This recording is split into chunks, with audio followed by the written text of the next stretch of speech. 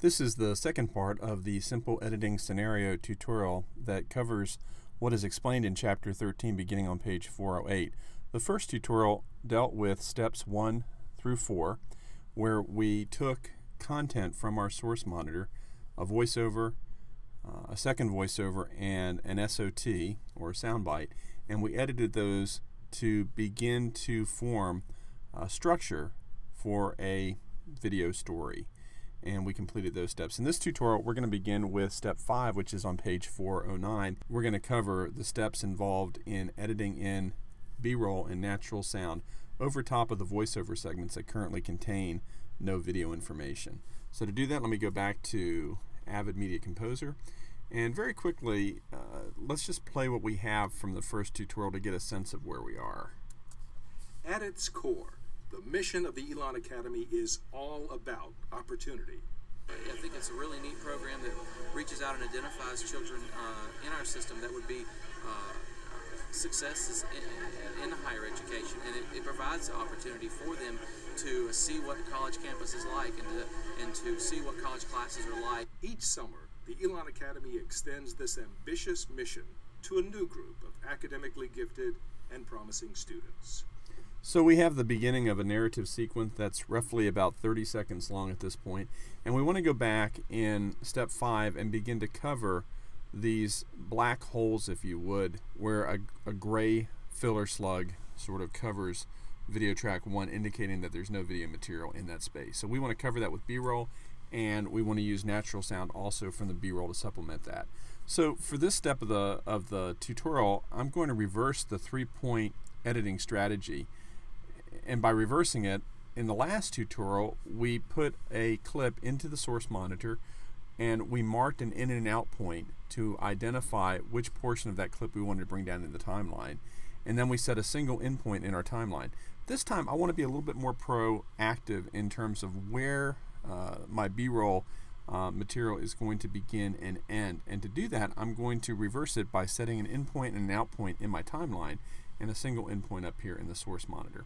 Well, let me do one other thing here that might help this to make a little bit more sense to you. I'm going to turn on my audio waveforms here in Avid, because this is something that I usually do anyway when I'm editing. I like to see this pictorial representation of the audio waveform just to give me a sense of where the audio is beginning and ending in the timeline. Now, it's very clear that this first section is a voiceover, but having the waveform in place also lets me know where there are some breaks in between words and in between sentences and so forth, and that can give me somewhat of a clue, if I need to, as to where a good in and out point would be to bring in a B-roll clip over top of that. As a general rule, you want your edits to be seamless. You don't want them to draw attention to themselves. You want them to occur at natural points in sort of the rhythm of the piece that you're editing.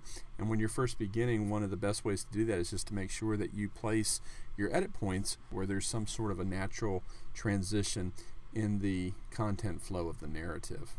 Alright, so I've got my waveforms turned on. Let me collapse my track properties window, control panel, and I've loaded a clip up here in my source monitor, and I've even set an endpoint in this. And I want to take this clip, this section, beginning at this point right here, which is designated with the endpoint of these two students building a project in their engineering class, and I want to fill this hole down here in my timeline. Well, again, I have to do a little bit of housekeeping work, because I have to decide, well, where is this video and where is the audio from this clip going to reside? And as a general rule, it's a good idea to keep specific types of information separate on their own tracks within the timeline. The last tutorial, we inserted video and audio onto video track 1, designated down here by V1, and the audio went on tracks 1 and 2.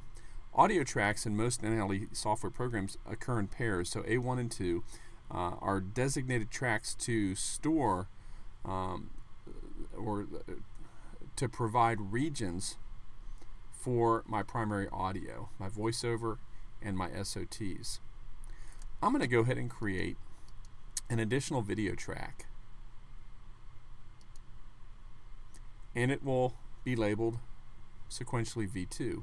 And V2 is going to be the track that I want to use to serve as the container for the video portion of my B-roll clip. So when I insert this clip up here into my timeline, the video from this clip is going to reside on video track 2. And I want to do the same thing with my audio tracks. I'm going to create 2 additional audio tracks here by holding down my shortcut keys, Command U, and I've created audio tracks 3 and 4.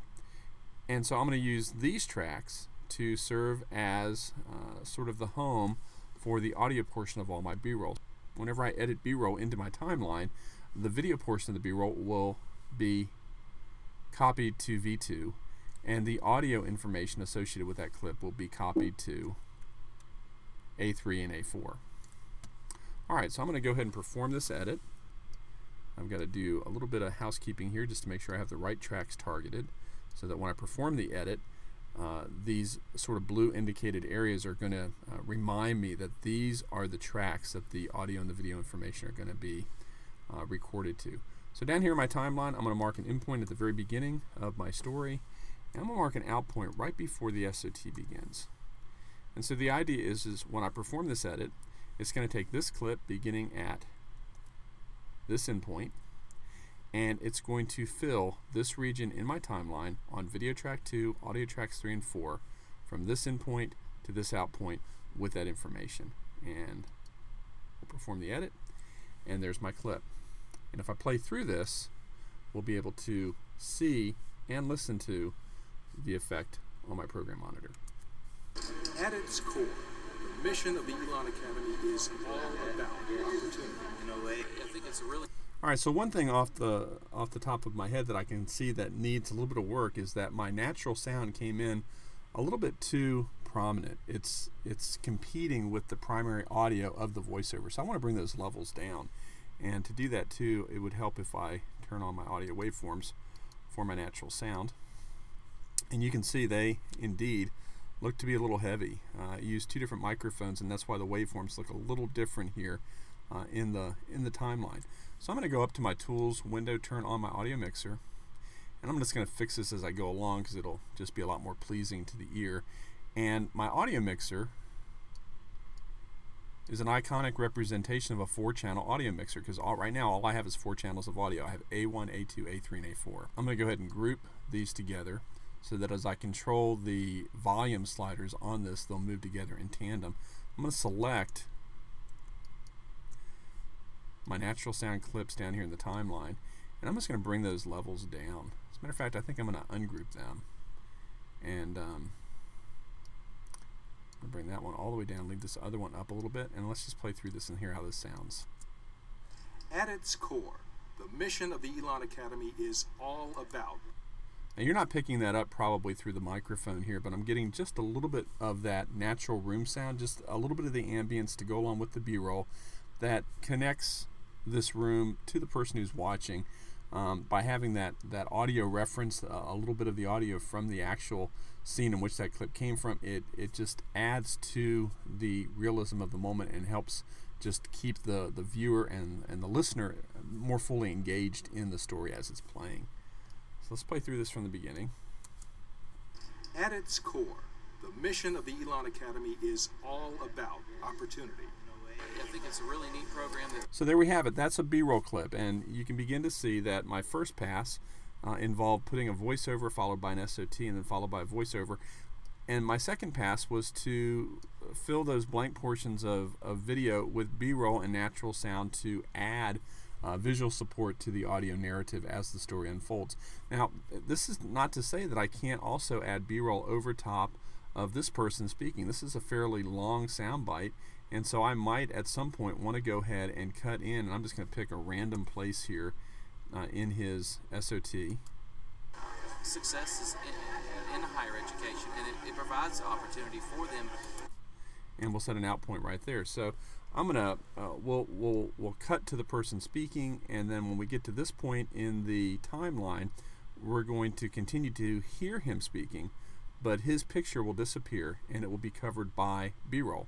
And we're going to use the same technique. Here I've identified an in point and an out point in my timeline, and that's further indicated by these large blue blocks in the timeline that show me where the B-roll is going to reside once I perform the edit.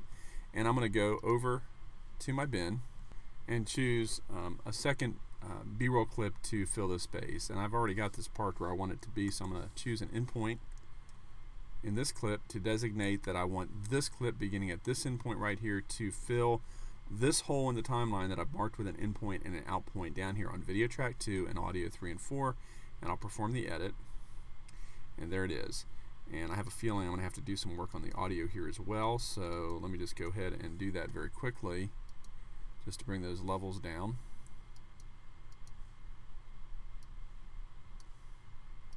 So they're not competing too much when I play through this. So this is what we have. It identifies children in our system that would be successes in higher education, and it provides the opportunity for them to see what the college campus is like and to see what... I apologize that the video is sort of stuttering. It's because I'm recording the screenshot at the same time. It's the processor on my laptop isn't fast enough to keep up with recording and playing back at the same time. But hopefully you can get the idea. I'll play through it slowly here, and you can see that while he's talking, we've got B-roll coming in. And so when you start hearing these terms of VO for voiceover and SOT for soundbite and B-roll and natural sound, this is lingo that editors use to discuss the various types of media clips that are the building blocks for a simple VO-SOT-VO style story. And I can continue on adding B-roll over the rest of this clip by doing the same procedure here. I won't take up any more of your time than I already need to by doing that, but you get the idea. If I wanted to come down here, I could select another endpoint and another out point, and I can begin filling additional sections of my voiceovers with B-roll and natural sound, and then going back through and mixing it so a little bit of the natural sound is there, but not so much as to compete with the primary audio that is represented by my interviews and by my voiceovers.